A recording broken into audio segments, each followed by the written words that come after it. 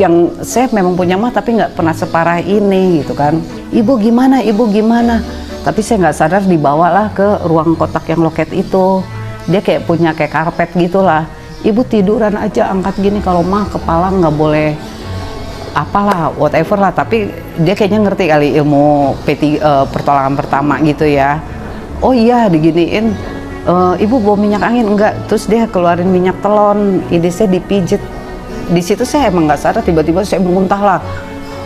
Sampai muntah itu berceceran muntah lah ya itu. Tapi dia sediain tuh tisu sama ini, sama kantong plastik. Tapi saya nggak sadar kan. Kalau sadar nggak mungkin dong saya muntahin orang kan.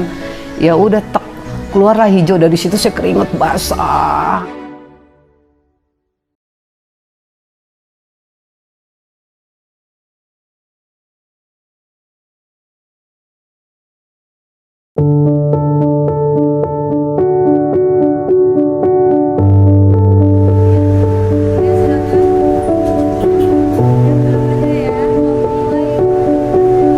Nama saya Rosmauli Natalia.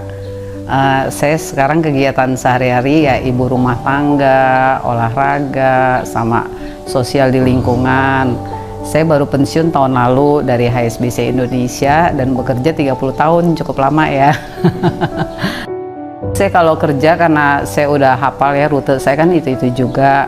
Jadi awal saya naik motor online sampai Pertanian. Dari Pertanian saya naik Transjakarta 6B.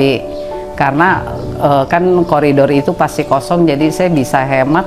Saya hitung-hitung naik kendaraan pribadi daripada saya nyambung itu saya bisa untung 40 menit atau 45 menit. Lumayan buat waktu istirahat saya sih. Kenyamanannya nomor satu ya, irit. Udah jelas dong, apalagi saya kalau berangkat tuh jam 6 dari 3.500 jadi 2.000, itu udah lumayan kan ya kan. Terus kedua, kalau pagi saya pasti duduk bisa tidur nyaman di Transjakarta ya. Kita lihat mengakali juga dong waktu yang lagi rame atau enggak. Kedua, saya yang jelas nggak kena macet karena dia dapat jalur khusus gitu. Saya juga ya bukan mau urusan kampanye enggak ya, tapi saya mau campaign selalu ke anak-anak saya naik kendaraan umum tuh jauh benefitnya loh. Irit, terus pertama hemat waktu, kita bisa istirahat, dan yang paling penting menurut saya lingkungan kan bersih. Kalau jujur sih dari lahir ya saya naik transportasi umumnya kepepet aja kalau naik mobil gitu ya. Makin usia kan saya harus cari yang comfortable kan naik kendaraan. Terutama saya yang orang bekerja kan, yang aktivitasnya harus mikir, nggak mau ada masalah lagi dengan kemacetan, dengan kengebutan gitu. Kalau memang lama ya memang kondisi rame gitu. Termasuk anak-anak saya juga termasuk pengendara umum gitu, kita udah diedukasi gitu. Kendaraan umum better gitu, apalagi Transjakarta kan punya koridor kan, hampir banyak punya koridor gitu. Nah ini pengalaman yang langsung saya lakukan ya, bukan yang 10 tahun lalu ya.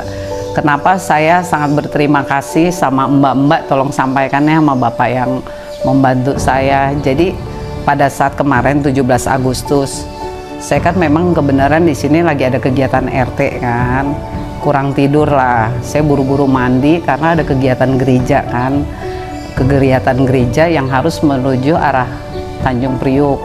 Ke Tanjung Priuk harus transit di Cilitan BKN kan. Begitu transit tiba-tiba asam lambung saya naik yang ini, tapi saya sama mbak udah tanya, mbak ke Tanjung Priuk nomor berapa? Oh nanti ada nomor 10, tunggu aja ya bu, kata dia. Silahkan duduk, karena kosong silahkan duduk, itu belum rame tuh. Oke, tiba-tiba saya telepon lah kendaraan online gitu, transportasi online, pak gini-gini. Tapi habis itu saya udah nggak bisa ngomong lagi kan, mbak tolong dong telepon ini yang saya lagi online, boleh masuk? Saya nggak bisa ngomong nih, nerang-nerangin. Tapi hebatnya petugas Transjakarta bilang ke ini, saya jamin boleh masuk. Mungkin karena nggak video call dia pikir orang lain yang ngomong, takut juga dong kena tilang kan, ya wajar lah kan.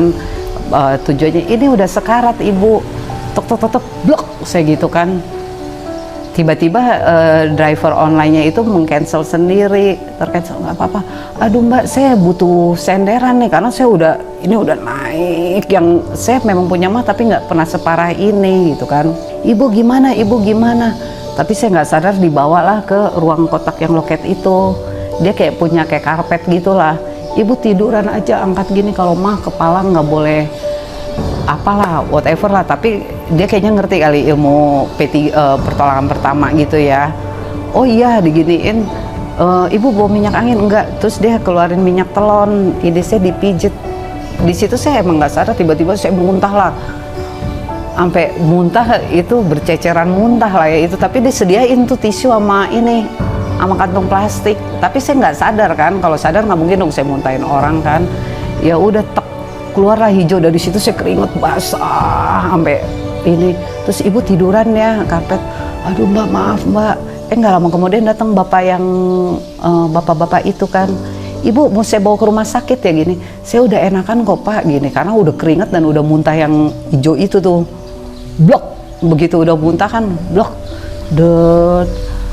Gimana bu, hubungi dong, saya punya grup nih sama anak saya yang 2 kan, namanya Girls kan, itu namanya Girls tuh kan cewek-cewek dong ya kan, Girls. Video call, terus anakku si Erin nangis-nangis, mama kenapa kayak gitu? Yang ngomong si mbak, ini mamanya lagi jatuh dek. Awalnya sih pas ngeliat ibunya ya biasa aja, maksudnya karena ibunya juga masih tenang. Pas ibunya sudah bilang, mbak saya nggak kuat, saya mau mati, itu kita udah panik.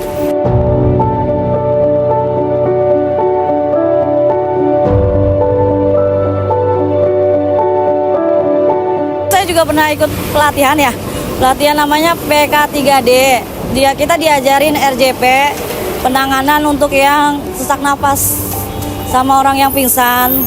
Jadi kita kemarin ngelakuin yang penanganan pertama kepada ibunya itu.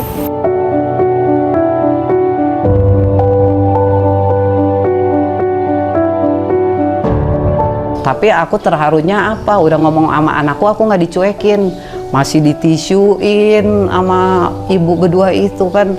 Ada kali satu ini, tapi di situ aku nggak sadar kan, sesudah enakan, udah ini, baru ditelepon. Kita posisi yang jemput aku tetangga kan, naik motor, tapi aku udah enak lah karena udah basah kali ya, udah keluar semua dahak ya. Segitu begitu udah enakan, baru enak. Ibu saya gotong ya ke atas. Enggak bu, saya lihat nih udah bisa jalan. Mbak saya ngucapin terima kasih, nggak tahu namanya, boleh nggak saya foto name tag-nya, aku gituin. Oh ya nggak apa-apa, toh aku juga emang nggak bisa ngapalin pada saat itu nama-nama siapa, bertiga ya aku name tag ya. Aku nyawaku selamat nih pada saat ini, aku gituin. Toh yang hebatnya aku sampai ketemu driver aku yang pada motor, dia pantau loh sampai aku harus duduk bener gitu. Di situ kan aku terharu dong, that's why ya terjadilah conversation kayak ini. Dan aku bilang ke mbak ya, tolong sampaikan sangat berterima kasih. Anak-anakku juga bilang terima kasih banget gitu, mama udah nyampe dengan rumah dengan selamat. Dan aku nggak sempet nanya WA kan, jadi aku belum say thanks kan.